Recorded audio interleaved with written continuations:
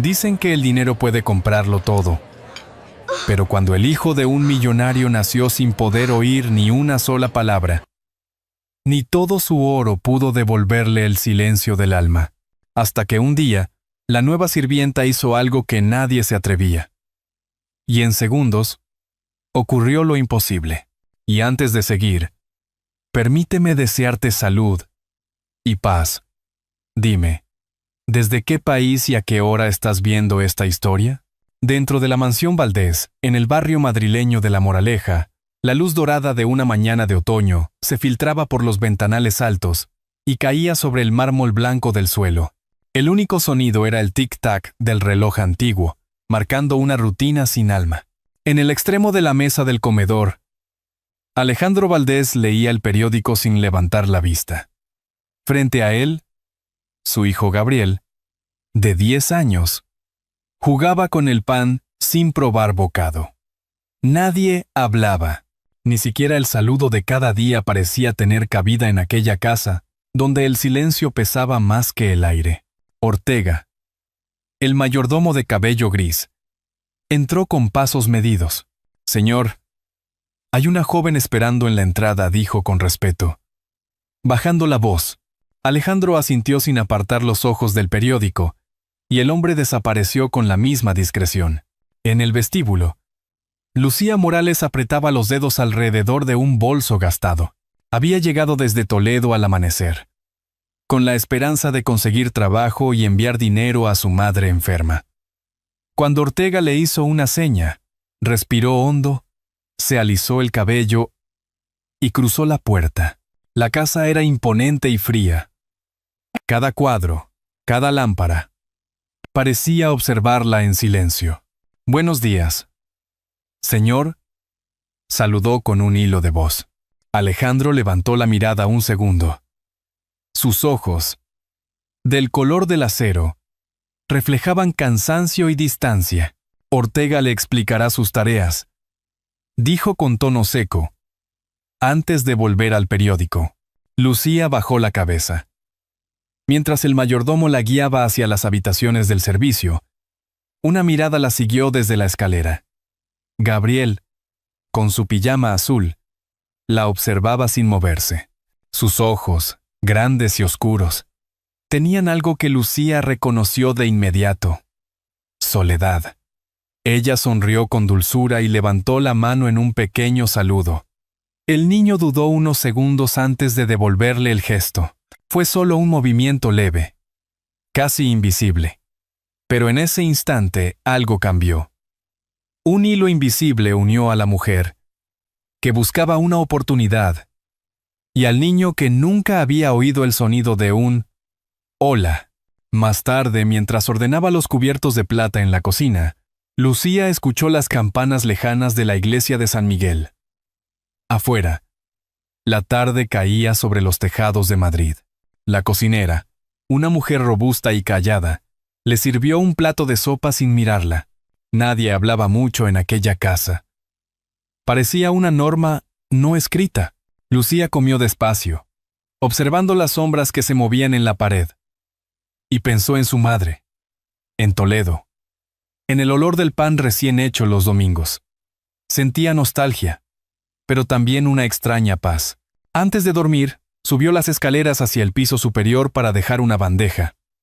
Al pasar frente a la habitación del niño, vio una luz encendida. Se asomó con cuidado. Gabriel estaba junto a la ventana, mirando la luna, con las manos apoyadas en el cristal. No podía oír el viento, pero parecía entenderlo. Lucía sonrió. En voz baja susurró casi para sí misma: «Ojalá alguien te escuche algún día, pequeño». Apagó el pasillo, y mientras el silencio volvía a envolver la casa, sintió que algo dentro de ella se había movido. Aquí, alguien necesita que lo escuchen. Gabriel no podía oír las palabras, pero cada vez que Lucía estaba cerca, algo dentro de él se agitaba. A la mañana siguiente, ella se levantó antes del amanecer. La casa aún dormía, envuelta en un silencio casi sagrado. Afuera, el jardín respiraba el rocío. Las rosas aún cerradas parecían esperar la primera luz. Lucía tomó un cubo y un trapo, decidida a comenzar bien su primer día de trabajo. Mientras limpiaba los ventanales del salón, notó un reflejo pequeño en el cristal. Del otro lado, Gabriel la observaba. Tenía en las manos un cochecito rojo y lo movía lentamente por el borde de la mesa. Lucía sonrió, levantó el trapo y lo agitó como si saludara. El niño titubeó y luego imitó el gesto. Fue apenas un instante, pero bastó para llenar la sala de una ternura silenciosa. Durante el desayuno, Ortega la llamó aparte. «Señorita Morales, recuerde mantener distancia con el niño. El señor Valdés no desea que el personal interfiera», le advirtió con una voz seca. Lucía bajó la cabeza, obediente, pero en su interior algo se reveló. No entendía cómo alguien podía vivir rodeado de tanto lujo y, al mismo tiempo, de tanta tristeza. Esa tarde, salió al jardín trasero para limpiar las jardineras. Allí encontró a Gabriel, sentado en el suelo, mirando cómo el viento movía las hojas. Se acercó despacio, con una flor entre las manos. «¿Te gusta?», preguntó, aunque sabía que él no podía escucharla. El niño la miró con curiosidad. Lucía señaló su pecho, luego el corazón, y repitió el gesto, marcando un ritmo suave. Él la imitó. Entonces, ella le tomó la mano y la colocó sobre su propio pecho. «¿Lo sientes?», susurró. Gabriel asintió, sorprendido por el golpeteo rítmico bajo su palma. Lucía sonrió. «Así suena la vida», dijo en voz baja. El niño no oyó las palabras, pero entendió el mensaje. Por primera vez, soltó una pequeña risa muda, un sonido que nadie escuchó, pero que Lucía sintió en el alma. A partir de ese día, comenzó un pequeño ritual entre ellos. Cada mañana, cuando Lucía limpiaba las ventanas, Gabriel se acercaba para verla reflejada en el vidrio. Ella trazaba figuras con el trapo húmedo: un sol, una mariposa, un corazón, y el niño respondía moviendo los labios o haciendo pequeños gestos con las manos. Fue así como, sin darse cuenta, empezaron a inventar un lenguaje propio, hecho de miradas, dibujos y sonrisas. Por las noches, Lucía guardaba en su delantal pequeñas sorpresas: un trozo de chocolate, un papel doblado con forma de pájaro, una nota con un dibujo. Al principio, Gabriel solo los observaba sin tocarlos, pero una mañana, al pasar por las escaleras, Lucía vio que el papel había sido colocado junto a sus juguetes, como si el niño quisiera decirle gracias. Días después, mientras ella pasaba el plumero por la biblioteca, escuchó pasos lentos detrás de ella. Era Ortega, con el ceño fruncido. «Se lo advertí», murmuró. «No le dé falsas esperanzas al niño. El Señor no tolera esas distracciones». Lucía se giró, firme pero serena. «No es una distracción, señor Ortega. Es solo un niño que necesita afecto». El hombre la observó un momento y se marchó sin responder. Esa tarde, el cielo se cubrió de nubes. Antes de retirarse, Lucía encontró un papel sobre la barandilla de la escalera. Estaba doblado torpemente, pero al abrirlo, vio un dibujo hecho con lápiz, una mano abierta y, dentro, un corazón pequeño. Debajo, con letras torcidas, se leía: «El sonido que no oigo, pero siento». Lucía se llevó una mano al pecho. Sus ojos se llenaron de lágrimas, pero eran lágrimas suaves, de esperanza. Había logrado lo que nadie en esa casa: que un niño sordo volviera a sentir que el mundo tenía vida. Aquella noche, mientras apagaba las luces de la cocina, escuchó un leve ruido detrás de ella. Se giró y vio a Gabriel en la puerta, con el rostro pálido y las manos sobre el oído derecho. El niño la miró, con los labios temblorosos, y movió las manos para decirle algo. Lucía comprendió el gesto. Dolor. Se acercó rápidamente. «¿Te duele?», preguntó, arrodillándose frente a él. Gabriel asintió, apretando los ojos. Lucía lo abrazó con ternura, sin saber qué hacer. Afuera, comenzó a llover con suavidad, como si el cielo también sintiera aquella angustia. Cuando el niño se fue a su habitación, Lucía quedó sola, mirando por la ventana las gotas que caían sobre el cristal.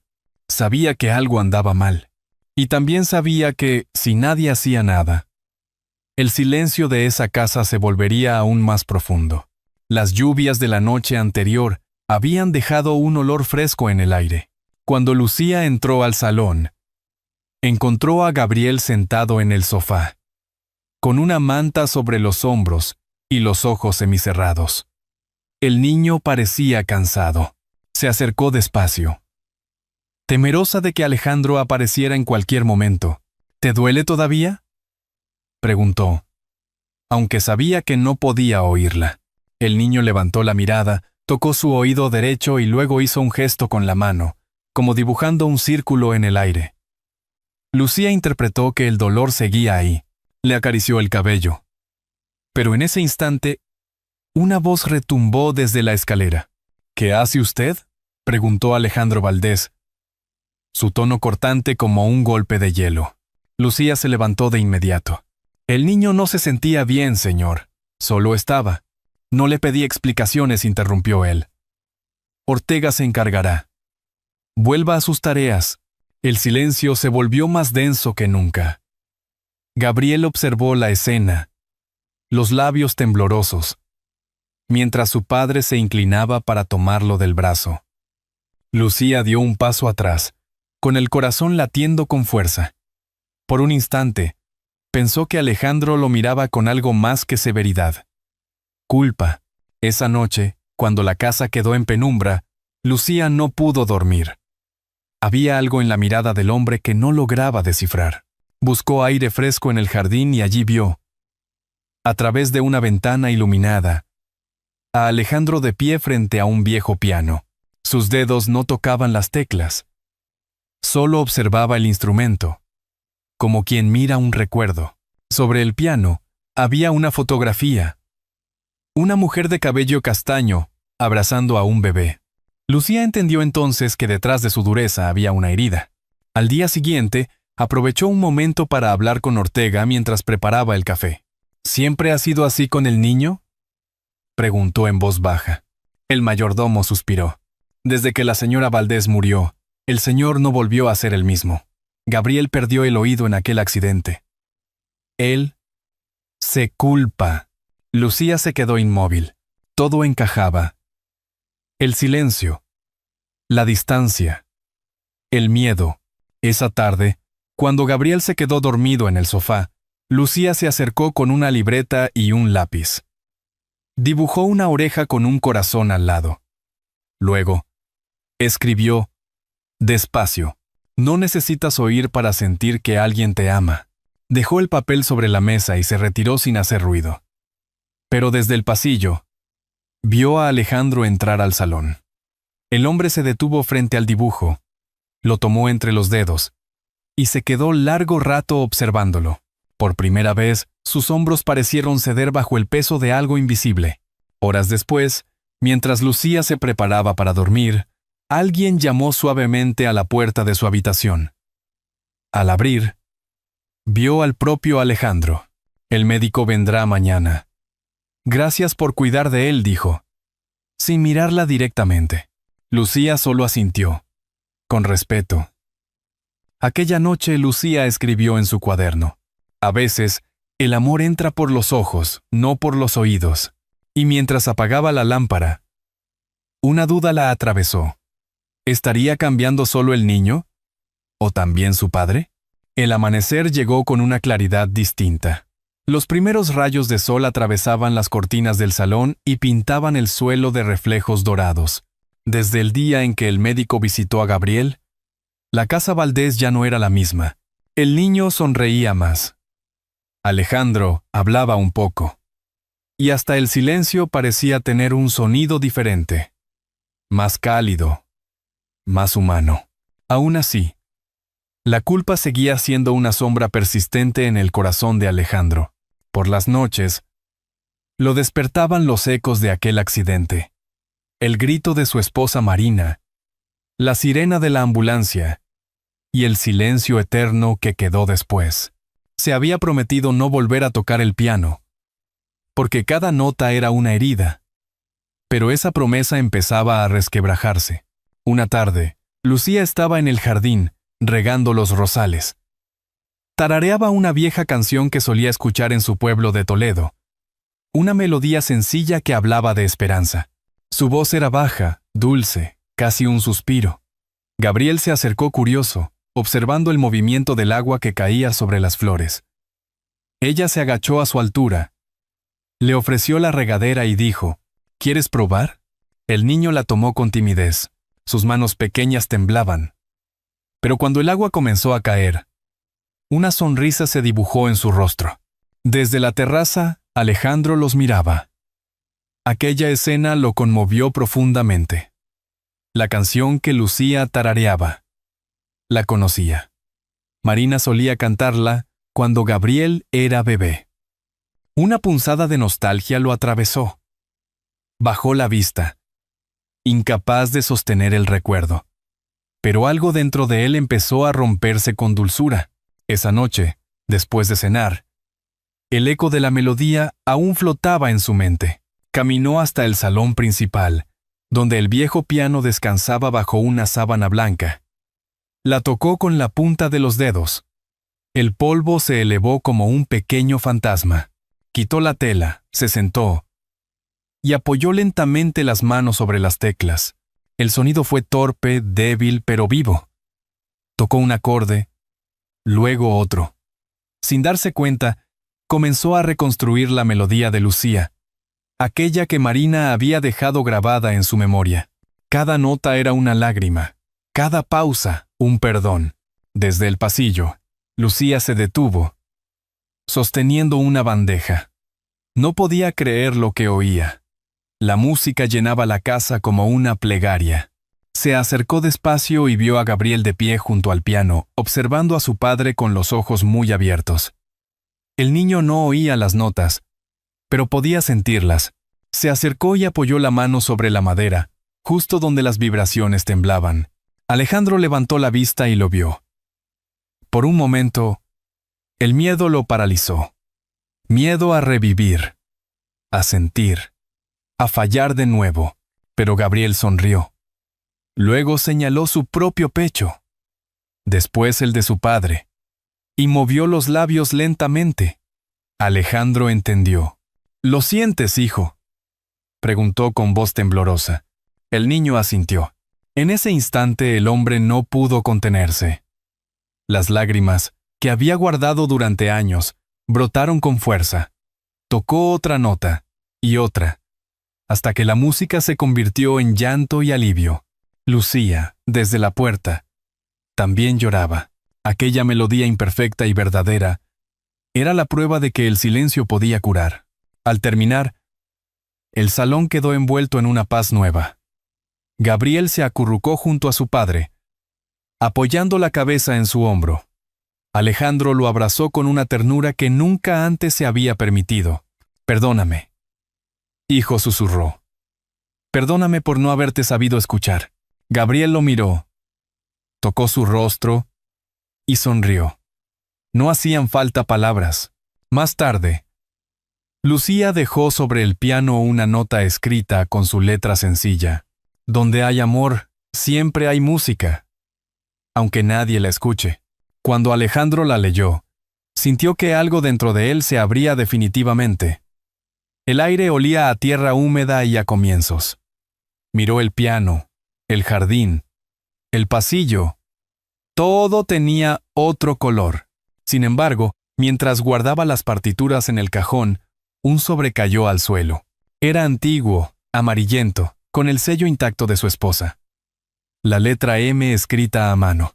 Lo levantó, intrigado, sin imaginar que dentro de ese sobre se escondía la última verdad que le faltaba por escuchar.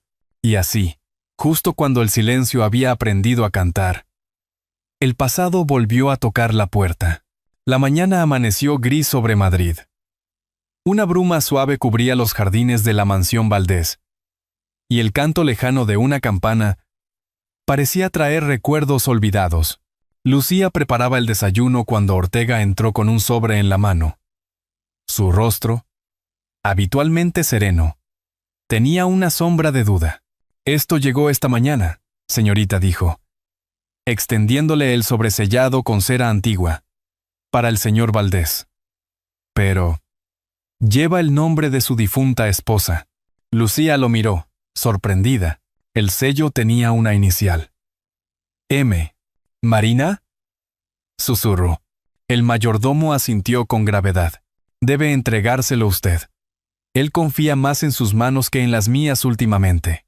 Lucía dudó un momento, pero finalmente subió las escaleras hacia el despacho de Alejandro. Lo encontró de pie, junto a la ventana, mirando el cielo encapotado. Su semblante había cambiado desde aquel día del piano. Más humano, más cansado, pero también más vivo. «Señor, esto llegó esta mañana». Alejandro tomó el sobre. Su pulso tembló al ver la letra. Era inconfundible. «No puede ser», murmuró. «Marina murió hace años». Rasgó el sello con cuidado. Dentro había una carta amarillenta, escrita con tinta azul. La voz de Marina pareció surgir entre las líneas. «Alejandro, si algún día lees esto, significa que no pudimos despedirnos.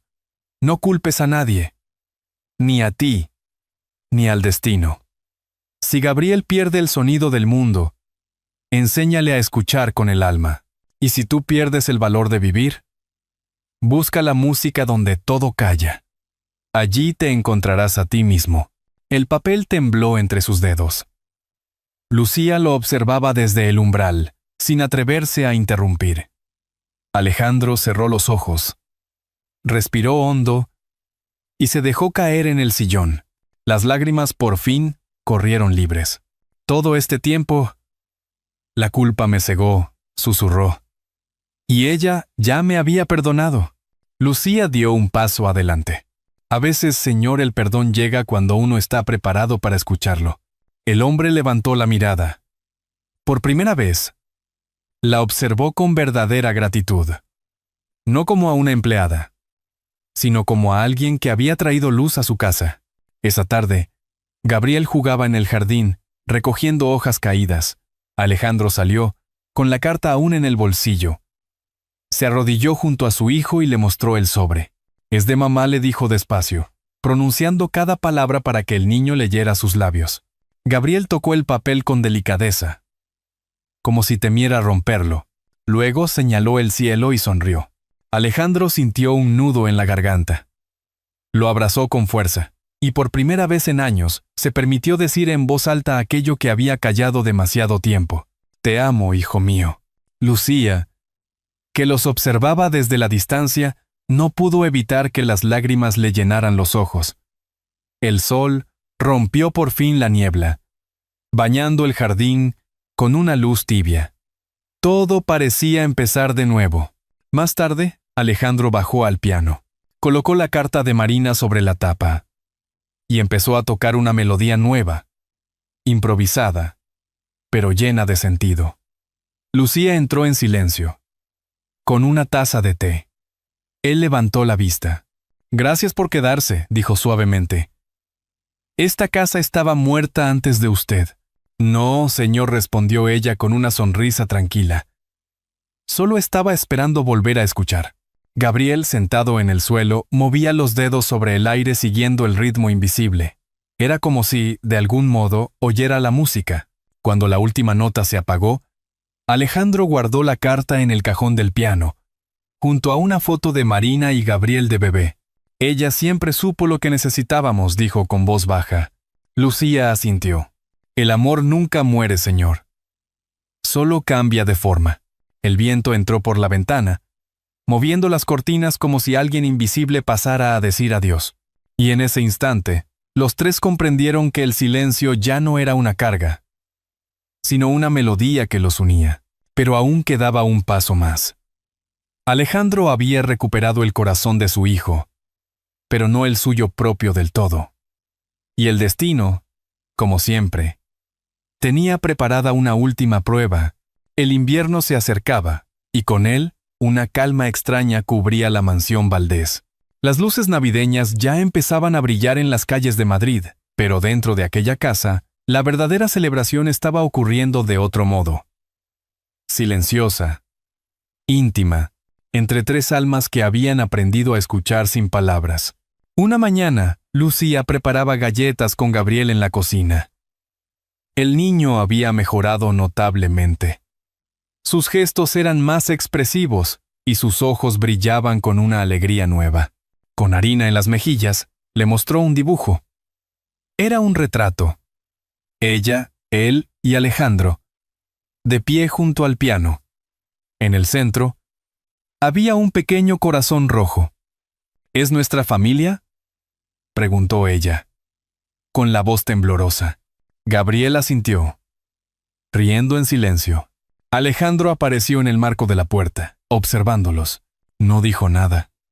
Solo se acercó, puso una mano sobre el hombro de Lucía y otra sobre la cabeza de su hijo. Aquella imagen tan sencilla contenía todo lo que había perdido y todo lo que había recuperado. Pero la paz no llegó sin una última herida. Esa tarde, Ortega entró con un sobre de la empresa. La junta directiva exigía su regreso inmediato. El negocio familiar, abandonado durante meses, estaba al borde del colapso. Señor Valdés, dijo el mayordomo con tono serio. Madrid no esperará. Alejandro guardó silencio. Sabía que debía irse, pero temía volver a ser el hombre que había sido: frío, ausente, prisionero del trabajo. Esa noche, mientras la casa dormía, bajó al salón y se sentó frente al piano. La carta de Marina aún estaba allí. La leyó una vez más, con las manos temblorosas. Si algún día sientes que pierdes el rumbo, escucha el sonido de volver a vivir.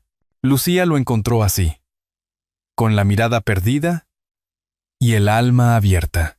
¿Se irá?, preguntó, con suavidad. Alejandro levantó la vista. Tengo que hacerlo. Pero esta vez, no quiero ir solo. Ella parpadeó, confundida. ¿Qué dice, señor? Quiero que vengan conmigo. Tú y Gabriel. Lucía se quedó sin palabras. Yo no pertenezco a su mundo. Él negó con la cabeza. Mi mundo era el silencio, Lucía. El tuyo lo llenó de vida. Por un instante, el tiempo pareció detenerse. Luego, desde el piso superior, un ruido suave, el piano, sonando débilmente, subieron corriendo. Gabriel estaba allí, sentado en el banquillo, presionando una tecla tras otra. No salía sonido alguno, pero él sonreía, moviendo los labios como si cantara. Alejandro cayó de rodillas frente a él. ¿Qué haces, hijo? El niño escribió en un cuaderno. Estoy escuchando. Por dentro, el padre lo abrazó con fuerza, llorando en silencio. Lucía se unió a ellos. Y por primera vez, la casa resonó con algo que no eran notas ni palabras. Era el eco del amor. Los días siguientes fueron distintos. Alejandro volvió a su empresa, pero esta vez con Gabriel a su lado, dibujando en su oficina mientras él trabajaba. Lucía se convirtió en el corazón del hogar. Y la mansión, antes fría, se llenó de risas y olor a pan recién hecho. Un domingo, mientras paseaban por el Retiro, Gabriel se detuvo frente a un músico callejero. El hombre tocaba un violín. Las cuerdas vibraban en el aire invernal. Alejandro observó a su hijo. El niño cerró los ojos, extendió una mano y sonrió. Lucía lo miró con ternura. ¿Lo sientes?, preguntó. Gabriel asintió. Sí. El sonido de volver a vivir. Alejandro la tomó de la mano, sin decir nada. Caminaban los tres, envueltos en la luz del atardecer madrileño, mientras el violín seguía tocando una melodía que no necesitaba palabras. A lo lejos, en la mente de Alejandro, la voz de Marina se desvanecía como una caricia. Ahora sí, ya has vuelto a casa. Y en aquel instante, entre la música, el viento y las risas de su hijo. Comprendió que la vida, aunque a veces se apague, siempre encuentra la forma de volver a sonar. El sonido del violín en el Parque del Retiro se fue desvaneciendo, pero en el corazón de quienes escucharon aquella historia, la de un padre que aprendió a oír de nuevo a través del silencio de su hijo, quedó una melodía imposible de olvidar. A veces la vida nos obliga a detenernos, a cerrar los oídos del cuerpo para abrirlos del alma. Alejandro, Gabriel y Lucía descubrieron que no hacen falta palabras para volver a empezar, solo valor para mirar atrás y ternura para seguir adelante. ¿Y tú, que has llegado hasta aquí? Dime, ¿te ha conmovido esta historia? Si es así, escribe un 1 en los comentarios. Si crees que podríamos mejorarla, déjanos un 0 y cuéntanos qué parte te tocó más. En este relato, cada nota, cada gesto y cada silencio nos recuerdan que el amor verdadero no necesita ruido para existir. A veces, el perdón llega en forma de caricia, de sonrisa o de una simple mirada que nos dice: ya basta de culpas. Vive, porque el tiempo puede desgastar muchas cosas, pero nunca borra la huella de quienes supieron amar. Al final, la familia no siempre es la que tenemos, sino la que somos capaces de construir. Y cuando dejamos que el corazón guíe nuestros pasos, siempre hay esperanza. Incluso en los lugares donde reinó el silencio.